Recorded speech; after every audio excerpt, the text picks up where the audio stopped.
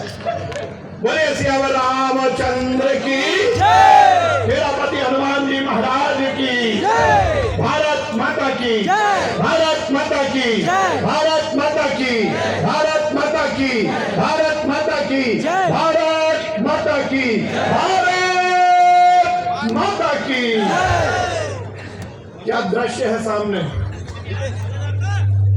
पूरा केसरिया हुआ है। और आज राजगढ़ का बहुत सौभाग्य है कि जो व्यक्ति यहाँ पर मुख्यमंत्री बनकर आए हैं वो राजगढ़ के प्रभारी मंत्री रहे, और प्रभारी मंत्री रहते हुए कल हम और हमारे जिलाध्यक्ष जी एक हफ्ते पहले साहब निकल रहे थे यहाँ से, तो इन्होंने बोला कि राजगढ़ की तस्वीर और तकदीर दोनों बदल गई। सिंचाई के मामले में, विकास के मामले में, तो निश्चित रूप से प्रभारी मंत्री के रूप में मोहन यादव जी ने इस क्षेत्र की पूरी तस्वीर और तकदीर बदलने का काम किया। और अब तो जोरदार मामला है, प्रभारी मंत्री के रूप में ये हुआ था, अब मुख्यमंत्री बन गए तो क्या मालूम क्या क्या होगा।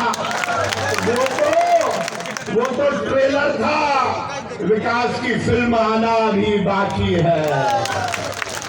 जोरदार ताली बजाइए मोहन यादव जी के स्वागत में। अमर भाई, सुना था कि लोग पत्थर से घायल होते हैं, आज तो आपने हमें फूलों से घायल कर दिया। इतना शानदार स्वागत, और ये इस बात को इंगित करता है कि राजगढ़ विधानसभा और राजगढ़ लोकसभा के कार्यकर्ताओं ने मन बना लिया है कि फिर से कमल खिलेगा, कमल खिलेगा, कमल खिलेगा। हमारे माननीय मुख्यमंत्री जी यहाँ पर विराजमान है, हमारे लोकसभा के बहुत ही यशस्वी और लोकप्रिय उम्मीदवार रोडमल नागर जी उपस्थित हैं, हमारे नारायण सिंह जी, हमारे सभी विधायकगण, प्रियंका बहन और अमर सिंह जी और जिलाध्यक्ष जी और उपस्थित सभी वरिष्ठ जन। मैं बहुत लंबी बात नहीं करूंगा क्योंकि हम सब माननीय मुख्यमंत्री जी को सुनेंगे, परंतु ये बात सही है कि भाई और साथियों, ये चुनाव केवल इस बात का चुनाव नहीं है कि किसकी सरकार बनेगी, ये तो लिखा गया, दीवारों पर लिखा गया, फिर एक बार। ये इस बात का चुनाव नहीं है कि कौन सांसद बनेगा, आपके स्वागत ने, आपकी तालियों ने बता दिया कि फिर से सांसद कौन बनेगा। एक बोलो रोडमल।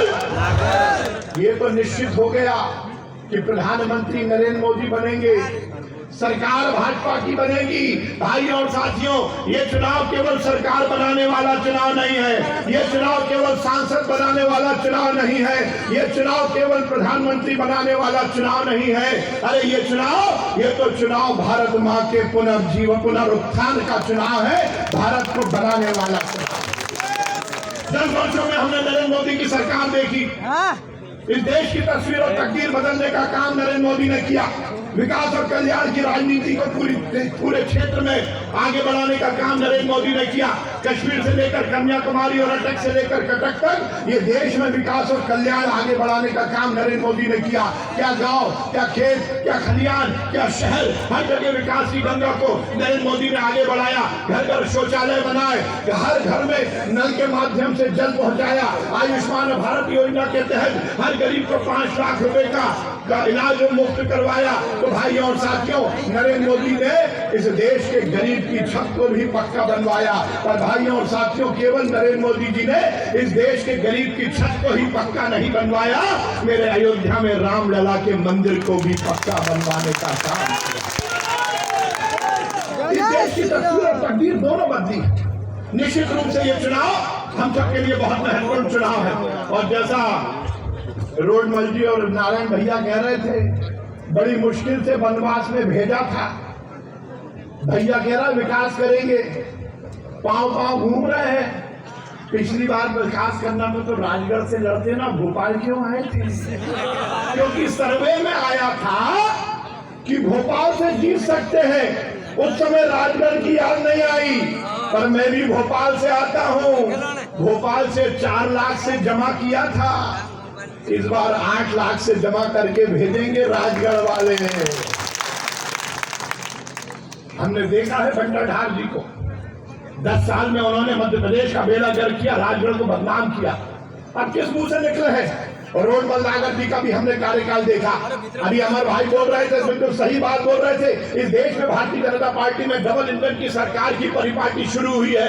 एक इंजन ये बैठा है और मोहन यादव जी ने सरकार में आने के बाद जिस प्रकार के निर्णय लिए हैं, इस देश की अस्मिता को, इस देश की संस्कृति को बचाने का भी काम किया, तो गरीब और किसान के कल्याण का काम भी मोहन यादव जी ने किया है। नरेंद्र मोदी जी की सरकार की पूरी परिभाषा को प्रतिपादित करते हुए मध्य प्रदेश में विकास की गंगा बही है। अब जब रोडमल नागर जी सांसद होंगे, एक बार पुनः नरेंद्र मोदी जी इस देश के प्रधानमंत्री होंगे, तो निश्चित रूप से ये देश दुनिया के मानचित्र पर सर्वोच्च राष्ट्र के रूप में स्थापित होगा। मैं राजगढ़ के कार्यकर्ताओं को निवेदन करना चाहता हूँ, हजारों की संख्या में आज आप विराजमान हो। आज से लेकर 7 मई तक एक एक गाँव में, एक एक घर में निकल पड़िए, कमल को खिलाने के लिए निकल पड़िए।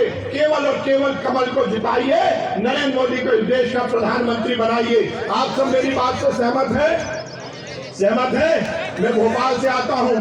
भोपाल में बड़े शायर हुए दुष्यंत त्यागी, उन्होंने कहा हो गई है पीर पर्वती पिघलनी चाहिए, हो गई है पीर पर्वती पिघलनी चाहिए, इस हिमालय से कोई गंगा निकलनी चाहिए, मेरे सीने में नहीं तो तेरे सीने में सही, हो कहीं भी आग लेकिन आग जलनी चाहिए।